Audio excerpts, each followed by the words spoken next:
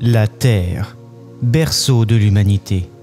Cette sublime planète abrite une multitude de formes de vie. Biologiquement parlant, la faune et la flore de cet astre en font la planète la plus riche de notre système solaire. De la plus petite bactérie aux animaux les plus imposants, la Terre semble être un joyau de vie posé dans le cosmos. Mais cette planète abrite une espèce particulière, les hommes. Les Homo sapiens sapiens semblent se différencier du reste des formes de vie de cette planète. L'humanité se développe à la surface de la Terre à une vitesse prodigieuse, maîtrisant en partie les forces de la nature et produisant par son intelligence une technologie toujours plus avancée.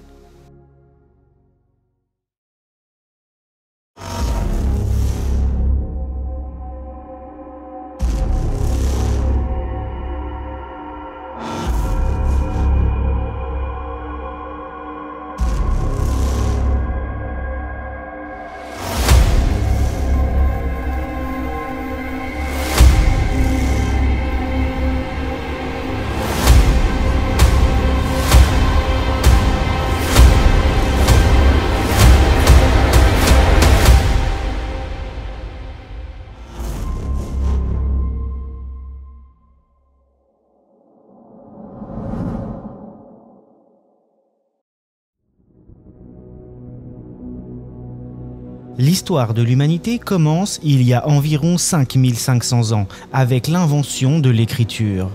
Les faits antérieurs à cette découverte sont donc préhistoriques puisqu'ils précèdent l'histoire. Cette invention révolutionnaire fut mise au jour par la première civilisation humaine connue, les Sumériens. Ce peuple se développa en Mésopotamie, dans le sud de l'actuel Irak. C'est donc dans cette région du monde que les hommes passèrent du statut de simples chasseurs-cueilleurs à une société complexe, régie par des lois et développant toutes les bases de notre société actuelle. Voici les propos de Jean-Claude Margueron à ce sujet, directeur d'études à l'École pratique des hautes études de Paris. Ce qui est exceptionnel dans la découverte de la civilisation sumérienne, comme le souligne l'archéologue François Dessay, et qui ne se fait que depuis un siècle et demi, il faut bien en prendre conscience, c'est qu'on s'est aperçu progressivement qu'il s'agissait d'un monde extrêmement diversifié, extrêmement développé, et qui, au fond, avait déjà expérimenté beaucoup de modes de vie, beaucoup d'expériences sociales, dans un univers que nous ne connaissions pas. Nous avions l'impression que tout commençait avec la civilisation grecque et on s'est aperçu qu'il y avait eu quelque chose avant et que cet avant avait eu une influence sur le devenir de la civilisation à l'époque classique. Voici maintenant les propos de Jean-Jacques Glasner, assyriologue et épigraphiste, directeur de recherche au CNRS. La documentation nous montre qu'ils sont présents dans le sud de l'Irak à partir de l'invention de l'écriture, c'est-à-dire 3400 ans avant notre ère. La civilisation sumérienne nous apparaît brutalement en tant que telle, parce qu'ils ont écrit, ils ont inventé l'écriture et ils ont écrit leur langue. On a découvert ces textes, on ne comprenait pas, on ne savait pas les lire. L'écriture, qu'on dit cunéiforme et qui est écrite sur des tablettes d'argile, sont des signes très compliqués. On commence à les comprendre depuis quelques dizaines d'années. Dès lors, massivement, la civilisation sumérienne nous apparaît. Cette langue est un des grands véhicules de culture de toute l'humanité. Cette civilisation sumérienne naissante réalisa un véritable bond évolutif en seulement quelques siècles. Outre l'invention de l'écriture qui permit de transmettre les connaissances et les informations aux générations futures, ce peuple prodigieux jeta les bases de tout ce que nous connaissons aujourd'hui. La roue, l'agriculture, l'élevage, l'irrigation, les mathématiques, l'astronomie, l'architecture, les arts, la médecine ou la justice furent autant de domaines dans lesquels la première société humaine excella.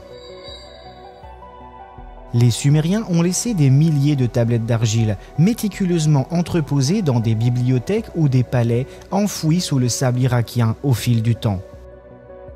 La plus imposante découverte de ces vestiges fut réalisée dans l'ancienne ville sumérienne de Ninive, où plus de 20 000 tablettes furent découvertes par un archéologue britannique à la fin du XIXe siècle.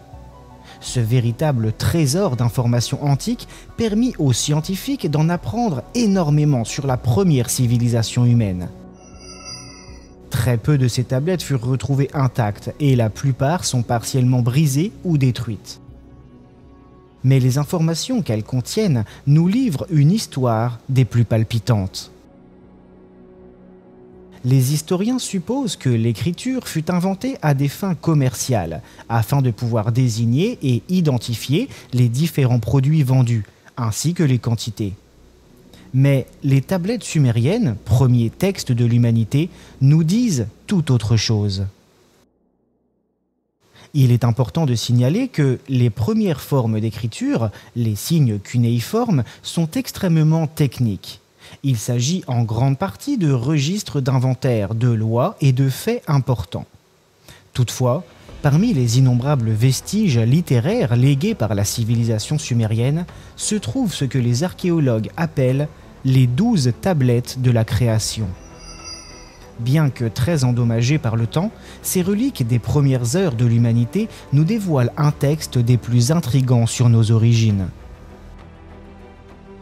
Zecharia Sitchin, sumérologue et auteur de la fin du XXe siècle, a participé à la traduction et à l'interprétation de nombreux textes. L'aspect technique et les connaissances approfondies de ce peuple laissent encore les scientifiques perplexes. En effet, les Sumériens possédaient une vision de la création du système solaire et de la Terre particulièrement précise et juste, ce qui sous-entend qu'ils envisageaient le monde dans sa complexité physique telle que nous la connaissons aujourd'hui. Sur de nombreux rouleaux retrouvés en Mésopotamie figure clairement la représentation du système solaire, dépeint avec exactitude, incluant les astres que nous lui connaissons aujourd'hui, y compris Pluton, qui n'a pourtant été découverte par les scientifiques modernes qu'en 1930. Cette minuscule planète, pourtant invisible à l'œil nu comme au télescope, figure ainsi que Neptune et Uranus par exemple sur les tablettes et rouleaux sumériens.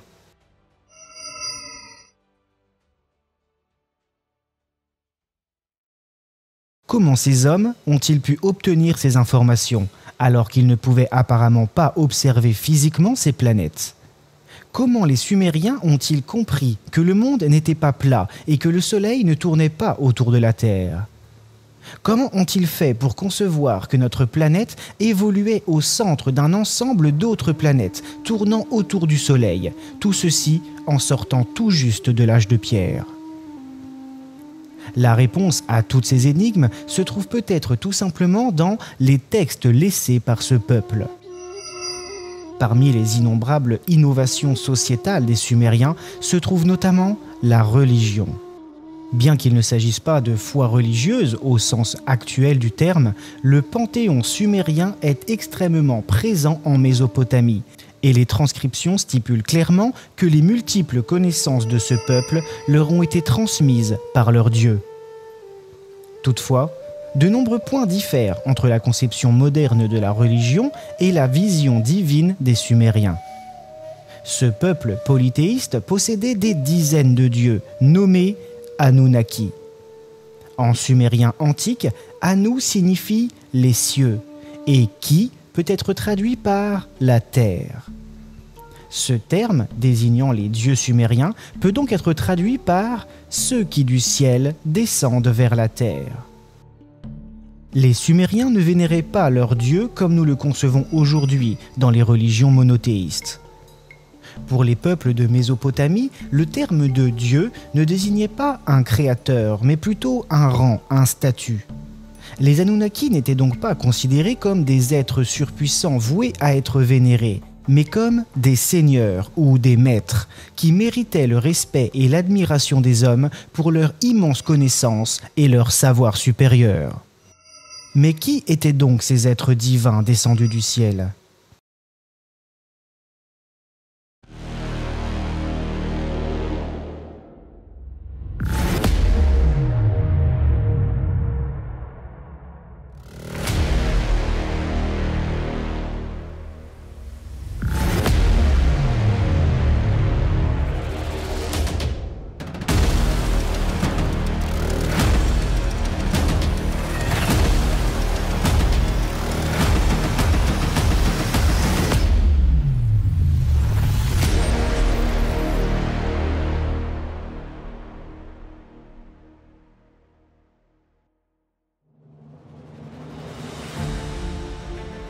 Les textes sumériens nous indiquent de façon extrêmement précise et technique les origines de ces dieux.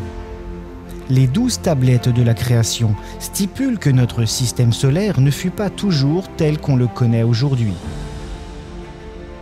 L'histoire de notre planète commence, comme cela est écrit sur la 7e tablette sumérienne, au moment de la création de notre système solaire, il y a un peu plus de 4 milliards d'années. À ce moment-là, la Terre n'existait pas encore. Une autre planète tellurique nommée Tiamat, 2 fois plus grosse que la Terre et recouverte d'eau, orbitait alors entre Mars et Jupiter. Un jour, une planète du nom de Nibiru s'approcha du centre du système solaire, à tel point que l'une de ces lunes entra en collision avec Tiamat. Le choc fut terrible et Tiamat fut divisée en 2 parties. La partie intacte fut déplacée sur une nouvelle orbite entre Mars et Vénus, donnant naissance à notre Terre, telle qu'elle est aujourd'hui. Quant à la partie ayant subi le choc et alors réduite en morceaux, elle erra dans l'espace pour donner naissance à la ceinture d'astéroïdes. Nibiru mettrait 3600 ans pour accomplir sa révolution. Elle tournerait dans le sens inverse des autres planètes et son orbite ne serait pas sur le plan de l'écliptique. Elle ne ferait donc pas forcément partie de notre système solaire.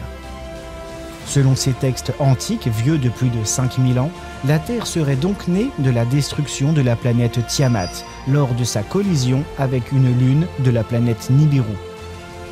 Le plus intrigant dans ce récit est certainement son aspect réaliste.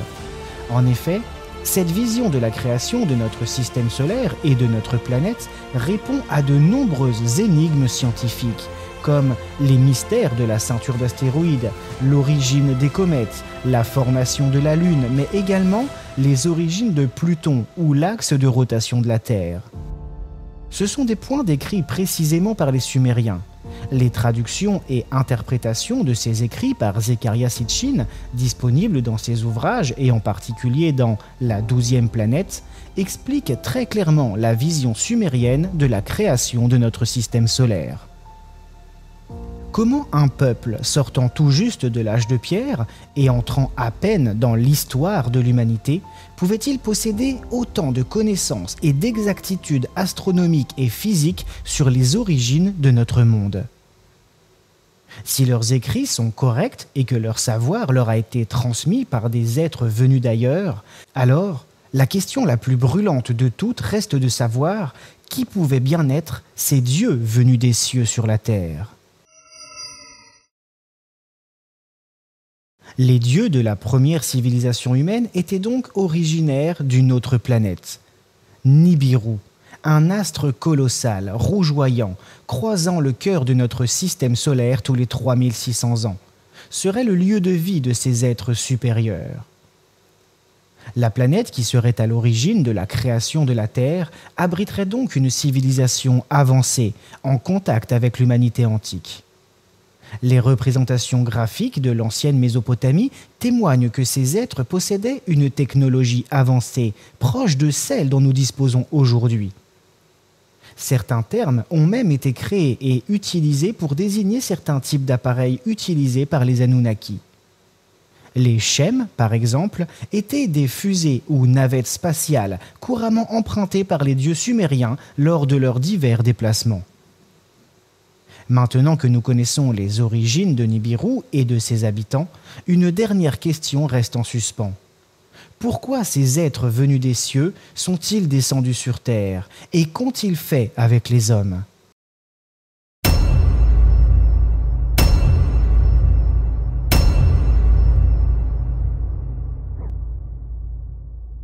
Une fois de plus, la réponse à ces interrogations se trouve sur les tablettes d'argile et les cylindres sumériens de Mésopotamie.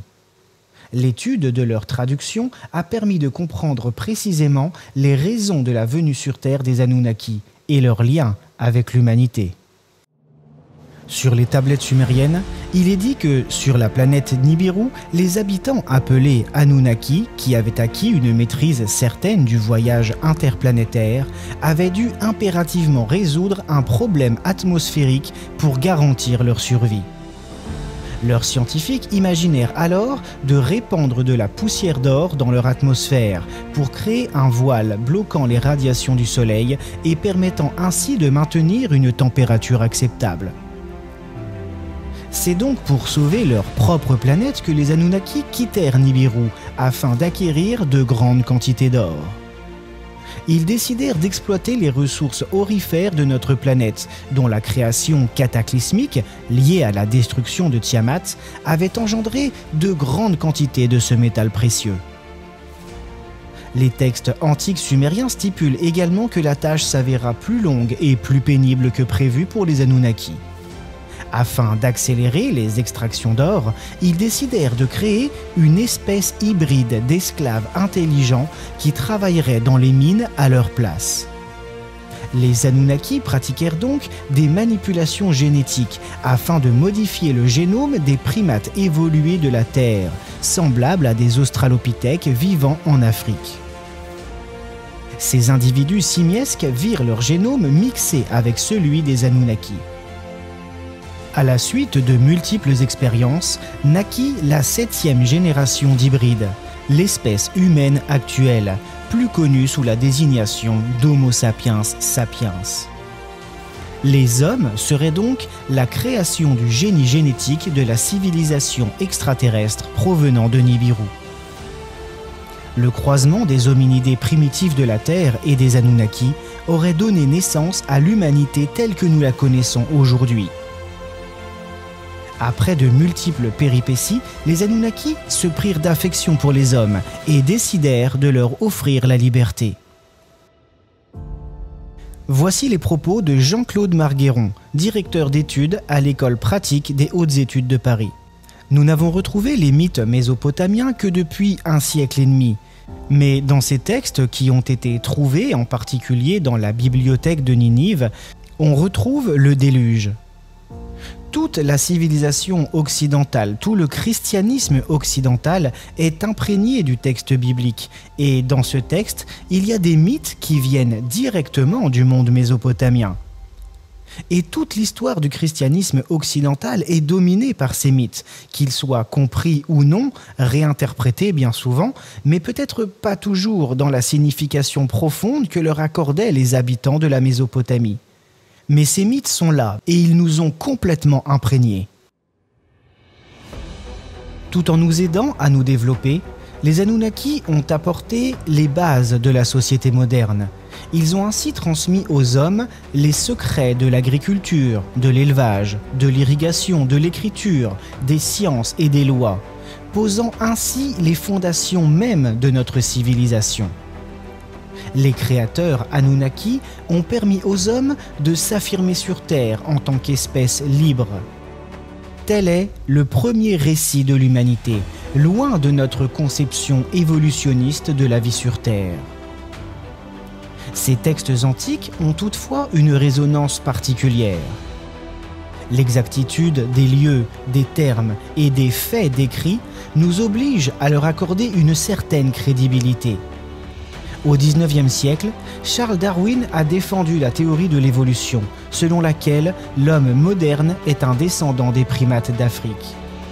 Pourtant, 6000 ans plus tôt, les Sumériens offraient à l'humanité la plus ancienne histoire connue. Nos connaissances ne sont pas figées dans le temps. Gardons notre esprit ouvert aux nouvelles découvertes et aux nouvelles théories. Mais n'oublions jamais que pour savoir où l'on va, il vaut mieux connaître d'où l'on vient.